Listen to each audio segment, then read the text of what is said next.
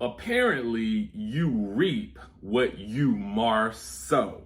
That is the title of this week's episode of Love and Marriage Huntsville, season 4, episode, what is it, 8, I think? We got to get into this good old Ponderosa about the show, baby, because it was good last night, okay? It was good, but it was kind of filled with a bit more of the same. But I kind of wonder sometimes if we're getting a little closer to some type of grand epiphany with Latisha, because this whole narrative of there being some information out there about Marsau, it's a little repetitive, okay? It is a little repetitive now that I think about it. I mean, I'm just literally processing my thoughts about it as I'm speaking with you guys. So I'm thinking to myself, how many times have we been warned, or how many times have there been some allegations out there about Marsau, but it's never a real definitive receipt. Now, I will be the first to admit to you guys that I'm not ears to the ground with regards to all of the shenanigans that go on with Love and Marriage Huntsville, particularly a lot of the rumors. I'm not ears to the ground with it. I know that there are a lot of sites and groups that are, and for those of you guys who are, a part of those, please feel free to share those, what's out there in the chatterization down below. I kind of, for this show, tend to deal with the things that I automatically see on the social media pages that I follow, but I kind of don't get too deep into everything that's published, okay? Mostly because there's a lot of information. There's a lot of information to process, and so I process what I can, and then when I can't process it, I got to let it go, okay? I got to let it go.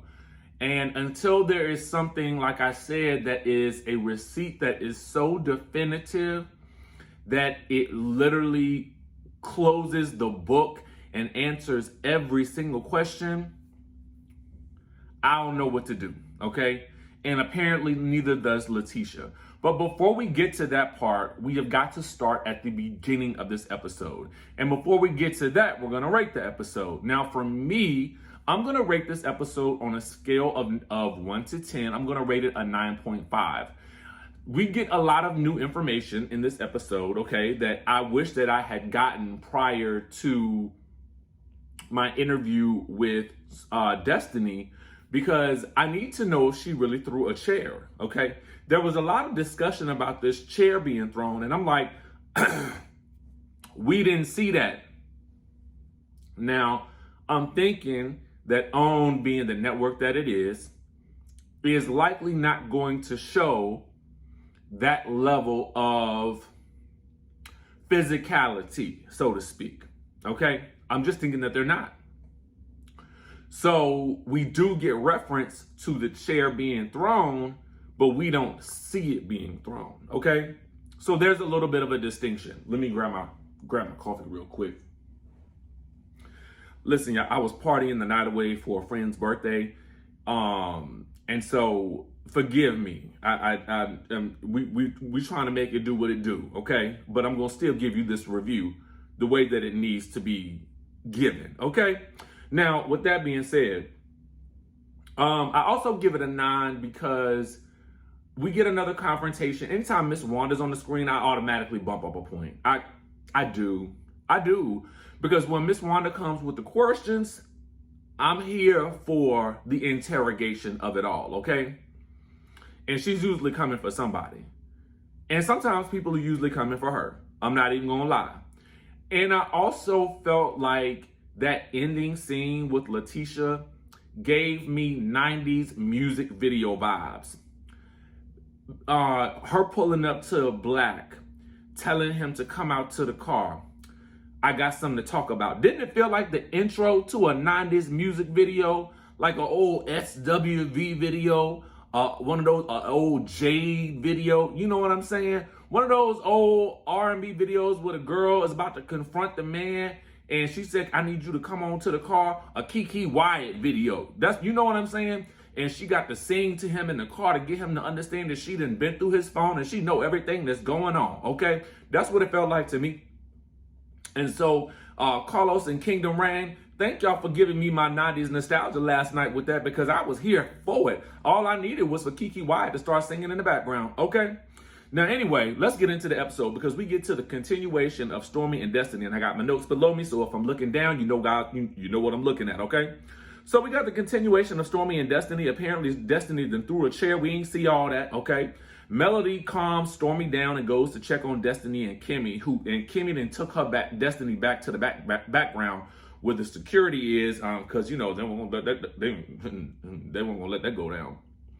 And you know, I did love that despite the fact of Melody and Melody and Destiny being where they are, I did like the fact that Melody in that moment chose to go check on Destiny and try to calm her down as best as possible, because really the issues between Stormi and Destiny are really not that deep. And I did appreciate that. And also I felt like as much as I said it in the interview with Destiny, and I wanted to know the same thing in the interview with Melody, you know, I feel like there's still love for each other there. I do. And I know that they are both at this point of, you know, I don't appreciate this or that. I still feel that there is love in that relationship. And, you know, I'm holding out hope until I can't hold out hope no more. And that's just me on that. Now, Destiny is upset that she let Stormi get to her like that. And Tiffany suggests that Stormi think about her baby. I was like, oh, hey, Tiffany, you back in the scene. She back from the bathroom. You know how Ashley be taking the bathroom breaks when things happen on Potomac? That's Tiffany. I think she might have been in the bathroom on the phone with Lewis, checking on the kids, you know, had a bite to eat outside, talking to security, talking to anybody else that she could talk to, because she was not involved at all until now. And she suggests that Stormi think about her baby to keep her calm. And Latisha then suggests that Stormi not drink no more, because she's like, well, girl, you said that when you drink, you get rowdy. And Stormi was like, no, this me all day, every day without a drink. You're not going to come for me, and you're not going to mock me. Okay. And I did not realize that was what was triggering Stormi until this episode, because I felt like they was just kind of going at it, and it was funny to me. I mean, I ain't gonna even lie. I didn't remix the whole thing on my Instagram and everything, because the thing was, the two of them going back was like Sheree and Marlo in Africa. And I was like, what is happening right now? But it is funny, okay? Anyway, Kimmy jokes with Destiny that she probably would have tossed the chair too. So obviously a chair was tossed, okay? But she manages to calm Destiny down, and Destiny admit that she can be a little hot-headed, and she respects how Kimmy came at her to calm her down. Now, Melody and Latisha then get into their issues that Latisha, rolled her eyes at the reunion when Mel was trying to articulate, you know, where she was with her relationship with Destiny. And Latisha says, well, Carlos asked me a question, and so I answered it. But when they flashed back, he did ask her a question, but he asked her why she was rolling her eyes, okay, and what she wanted to say. We get the flashback of Latisha saying that Melody's not a good friend, and that when she doesn't have any more use for you, she cuts you off. So Mel reminds her that she said all that, and Mel reminds her that she also said that, you know, well, you tried to destroy my marriage. And so for her, it was like, well, I thought we was in a good place, but obviously you still holding on to the past, okay? And then I had to even when I heard it from Melody herself during the interview, and then I heard it again re-articulated, and then when Kimmy also re-articulated it to Maurice, there's a lot of validity to what is being said there. There is some residual anger that I do believe that Latisha has towards Melody with regards to their previous issues, because as soon as those issues are brought up, it goes back to 3 years ago when they were all going at it online. Okay, for instance, as Melody proceeds to try to tell her, listen, your name came up because of Marsau doing things on the internet, i.e. posting that photo from the boys' trip, and that's why her name came up in conversation. And so then Melody equates that to the same way her and Martell's name would always come up previously because of their situation being so public. But for some reason, I feel like Latisha kind of diverts, and she kind of then goes back to, well, we were only talking about you guys because of things that you guys were saying about us. And I don't think that was Melody's point. I think her point was, we had public situations, so we were being talked about. Marsau has public situations, so now you're being talked about.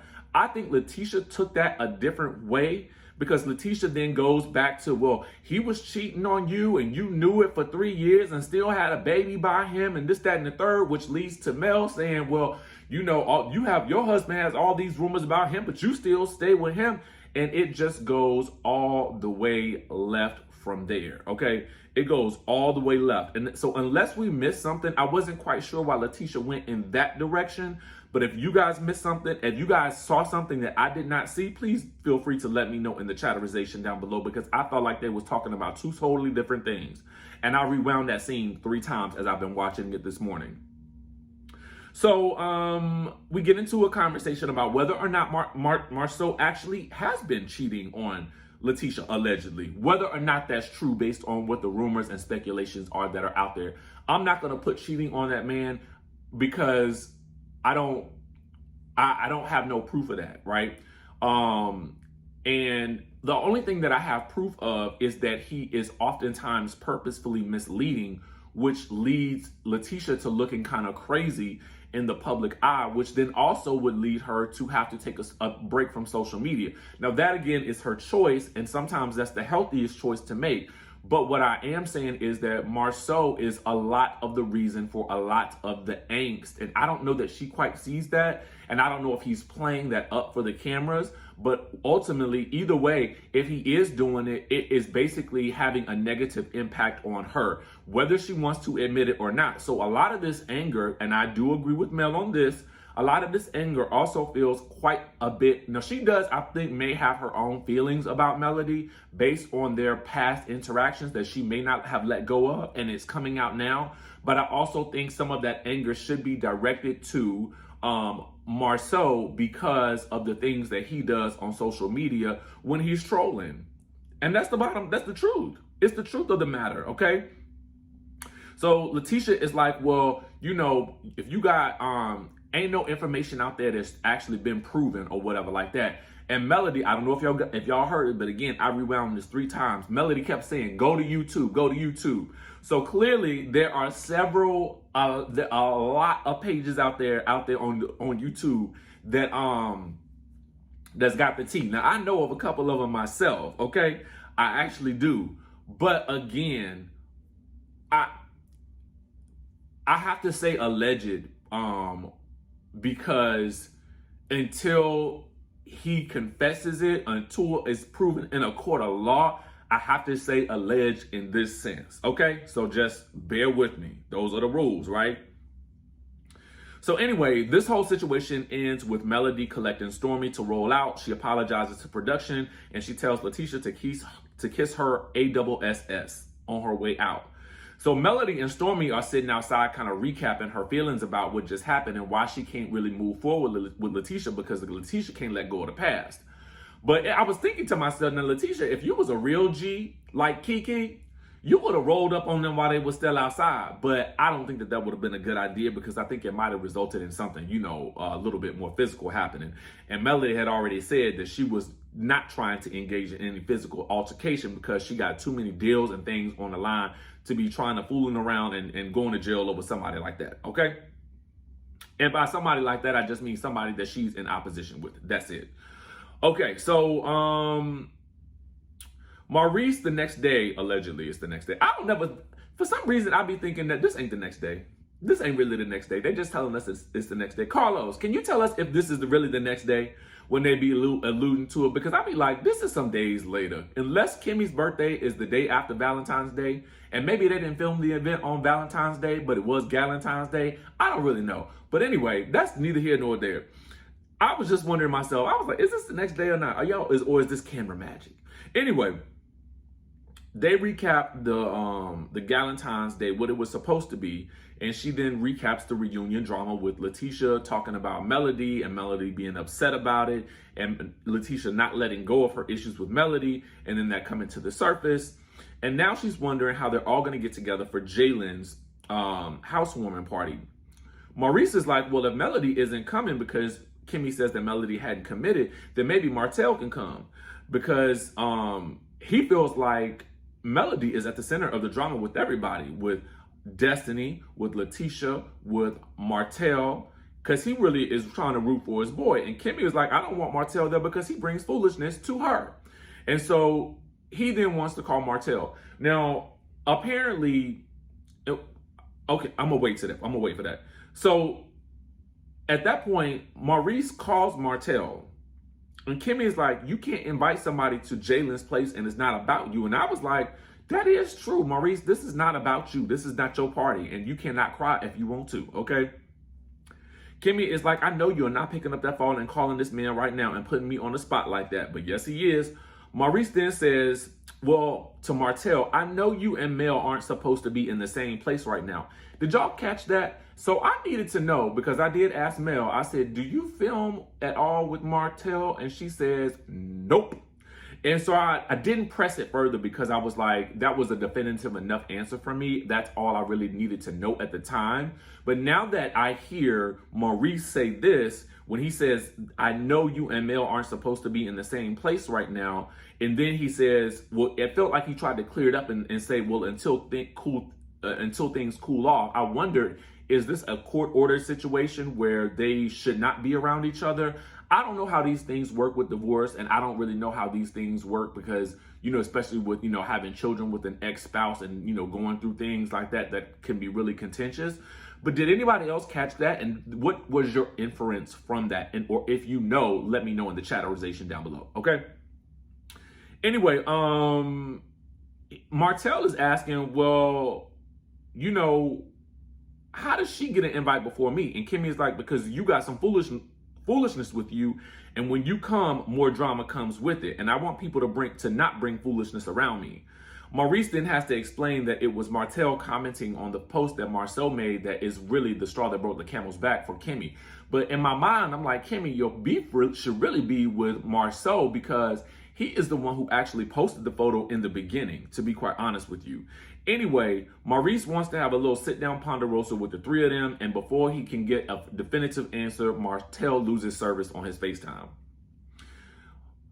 At this point in time, we learned that Maurice has packed a bag for Kimmy to go to Miami for her birthday, okay? And he gonna take her. Over at Black, Marsau is waiting impatiently for Miss Wanda to come inside. She wants to have a meeting to talk about the loan that he's going to give her, allegedly, for the food truck. And he's like, well, I need for you to understand how the kitchen works, and I need for you to shadow me and get to washing these dishes, okay? And she's like, I'm not washing these dishes. I just got my nails done. This ain't what this is for. I want your money, man. Give me your money. And then she's like, well, are you being biased towards me right now because of this photo that is floating around of you on the internet, allegedly, of your back or whatever? So apparently there's a photo of him floating around on social media. I did not see this, and I got to go back and look for it now. But apparently there's a photo of his back, okay? Now, Marsau is like, well, I don't really know what my back looks like, so I don't know if that's me or not. I was like, here we go with the evasiveness. And Miss Wanda is not letting it go. And she wants to know, was he there? Was he there in Atlanta or not at this, what looks to be a motel, not even a hotel, a motel. And I was like, listen, when I pass by the motel, I'm thinking to myself, that's where you go, like, I mean, I don't know. When I think about a motel, I be thinking about everything I watch on Criminal Minds and the things that I see that happen there. And I would just be like, I would never go to you cannot go to the motel. The motel doesn't feel like the place to be, okay?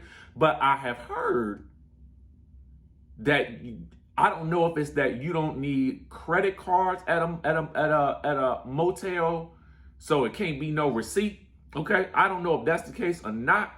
But what I do know with a hotel is you got to get them that car, baby. Okay. So anyway, Marsau is like, well, if I'm lying or if I'm telling the truth, my story is not changing. Okay. So she's like, well, were you in Atlanta on January the 4th? And he answers yes immediately. So she's like, well, what's funny is you answer the truth very easily, but a lie, she's like, that's when things start to getting all fuzzy with you. Okay. He basically kind of admits that he was there in Atlanta with a friend. And so this is all the information that Miss Wanda needs to go back and tell Latisha at the end of the day. And she does. She confronts Latisha at the food truck place and tells Latisha that, listen, girl, I went and confronted Marsau about these hotel rumors. And Latisha's like, I don't want to hear it. I don't want to hear it. Stop trying to destroy our marriage or whatever like that. So she's kind of strong in her resolve at first until Miss Wanda hits her with, yeah, Marsau admitted to me that he was there. And he admitted also that you knew he was there. And Latisha, you can see her break, right? And she's kind of like, wait, what? Well, I don't know if I know what you're talking about like that or not. So Miss Wanda has caught her off guard, and Miss Wanda then tells her, listen, if I find out that he is being untruthful and he is not giving me all the full details of the story, then I'm coming for him. And then if I find out that you're not giving me the full story and you know about what's going on behind the scenes, I'm coming for you too, because Miss Wanda is out here fighting for, Marsau's reputation and Latisha's family. You know what I'm saying? And Latisha's reputation as a result.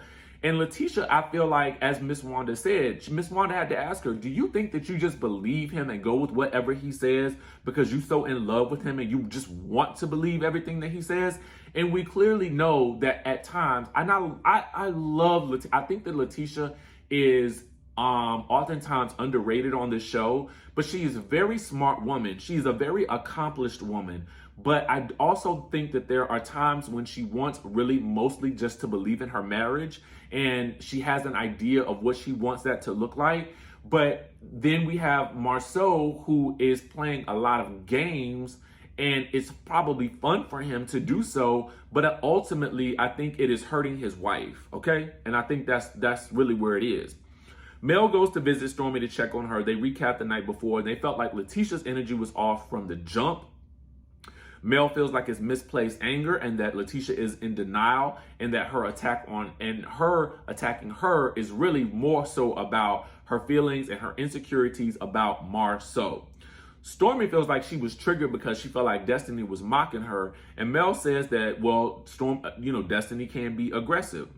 But as Stormy was replaying it all, she felt like, she was trying to make a point to Destiny. Then Destiny started going at it with her. Then Destiny got up and then took her shoes off, which we didn't see. And then apparently did something with the chair, whether she tossed it or not. So there again, we get that chair reference. And I'm kind of like, now what exactly happened? Carlos, please send me the unedited footage. You don't have to tell nobody else. And then I'll tell y'all, okay? But no, I won't tell nobody else if you tell me, but I'm going to ask you the next time I talk to you, was a chair really thrown? And we're going to get the tea and we're going to get to the bottom of it, whether or not that chair was actually thrown or not, okay? Thanks. All right, so Melody basically tells Stormy that, hey, listen, you need to go have a ponderosa with Destiny. Y'all need to clear the air. Y'all issues ain't that serious. And Stormy's like, well, we probably going to need security because if she go there again, it's going to go all the way left. So then we get Tiffany and Lewis meeting up with Motel at the wine loft because wine is his new thing now, okay? And he invites Lewis to the Atlanta for another boys trip. And, Tiffany's like, is Latisha going to let Marsau go? But then she's kind of like, well, Marsau runs that house anyway, so it don't really matter. And I was like, shade. So anyway, I hope she is ready to address that when it comes up at the reunion and don't backpedal and punani pop on that one, okay? So anyway, basically, Motel tells Tiffany this after she recaps the Valentine's Day event. Listen, he says Melody likes a do person, somebody that's going to do for her and back her up and be her soldier. And he basically warns Tiffany that if Stormy don't do what Melody wants her to do, then Melody going to cut her off. And she's going to end up cutting you off too. And he says, I told Destiny the same thing. and it happened to Destiny. So he basically telling her to watch out. But she about to go to Utah with Melody, so she ain't really concerned about it because she understands that there's 3 sides to a story. That side, this side, and the truth, which somewhere usually lies somewhere in between. Okay? That's what she say. So then Latisha rolls up to the black at the end of the episode. You know, Kiki Wyatt somewhere singing in the background. And she calls Marsau outside, and he comes to, you know, to the car, and he's ready to come to the car window. She's like, no, come inside. And he was like, oh, it's about to be a long Ponderosa. So we end on a to be continued, and then we do get a clip for next week. See, I don't like the to be continued when we don't get a clip next week. Okay, bravo. I know y'all been doing that. But thank you, OWN, for not doing that and giving us the tease for next week, because that looks interesting. Now, with that being said, y'all, that is the end of this video, and we will chat about the nightcap with Carlos King a bit later. I need to go eat me some breakfast, okay? With that being said, I will catch you in the next video, and make sure y'all subscribe, all right? I'll catch y'all later.